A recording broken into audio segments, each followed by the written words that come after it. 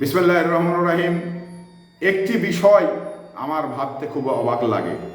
সে বিষয়টি হলো এই যে 3বারের নির্বাচিত প্রধানমন্ত্রী, ওনাকে যে মিথ্যা মামলা দিয়ে এই যে আসলে কিন্তু জনপ্রিয়তায় আমার কাছে যত বাংলাদেশে রাজনৈতিক লিডার আছে তাতে করে আমার যেটা জরিপ, এই জরিপে বেগম খালেদা জিয়াকে আমার মনে হয় যে জনপ্রিয়তায় শীর্ষে আছে। কারণ এখানে যে যাই বলুক, কারণ আমি যতটুকু দেখেছি উনি ওনার জীবদ্দশায় 5টি করে সিটে নির্বাচন করতেন। আর এই 5টি সিটে নির্বাচন করার যে 5টি সিটেই যে ব্যাপকভাবে ব্যাপক ভোট পেয়ে নির্বাচিত হতেন, এটা এ দেশের মানুষ সবাই কিন্তু জানে। কিন্তু এই বিষয়টি এই হাসিনা কথা কিন্তু জনপ্রিয়তার পুরেই ঈর্ষান্বিত হয়ে এই বেগম খালেদা জিয়াকে কিন্তু কারাগারে রেখেছিলেন, উনি যাতে রাজনীতি করতে না পারেন। তো এই আজকে সেনাকুঞ্জে কিন্তু বেগম খালেদা জিয়া গিয়েছেন। আজকে এই 2010 সালে উনি একবার গিয়েছিলেন, আর আজ আবার নতুনভাবে আল্লাহ তাকে সেনাকুঞ্জে নিয়ে গেছেন।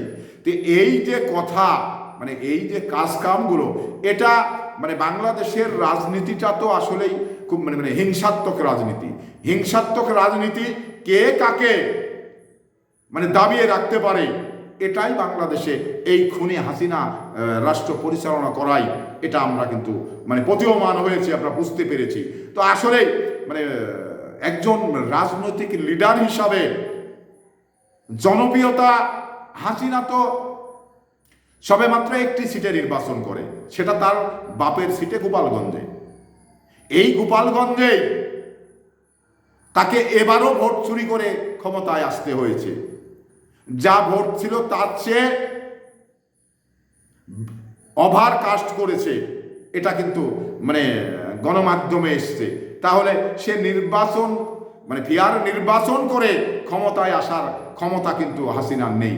এটা কিন্তু আমরা এই যে 3বার যে নির্বাচন হলো বা ইয়ার আগেও যে নির্বাচন হয়েছে, এতে করে আমরা বুঝতে পেরেছি। আর বেগম খালেদা জিয়া উনি 5টা সিটে যখনই দাঁড়িয়েছে তখনই ব্যাপক ভোটে সে নির্বাচিত হয়েছে। কোনো জায়গায় পরাজয়ের হিসাব তার ক্ষেত্রে ছিল না। এমনই একটি জনপ্রিয় মানুষ। আর এই মানুষটিকে এই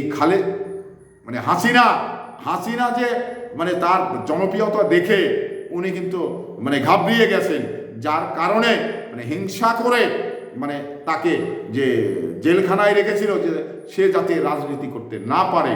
তো এই জন্যে তাকে আপসহীন নেত্রী বলা হয়।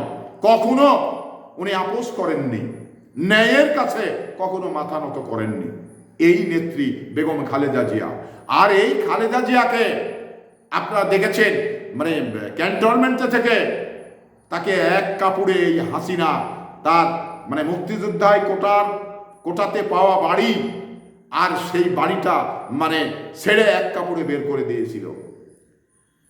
এটা কিন্তু স্বাধীনতার ঘোষক এবং মুক্তিযোদ্ধা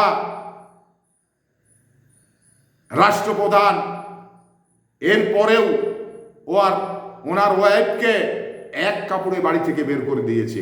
এতে করে সম্পূর্ণ দায় আমার কাছে মনে হয়েছে এটা হিংসার কারণে হয়েছে। এটা তার জনপ্রিয়তায় ঈর্ষান্বিত হয়ে হাসিনা এই কামটি করেছেন। তো এই জন্যে আমার খুব কষ্ট হয় যে একজন জনপ্রিয় মানুষকে, একজন রাজনৈতিক লিডার ছাড়া, রাজনৈতিক নেতা ছাড়া কিন্তু দেশ উন্নয়ন হয় না। আর এই ধরনের একটি জনপ্রিয় নেতাকে যে হিংসার বশে এই ধরনের কাজগুলো করতে হবে, এটা আসলে হাসিনা মানুষ না অন্য কোনো পশু? আমার তো বলে যে মানুষ হলে এই ধরনের কাজগুলো করতে পারতেন না।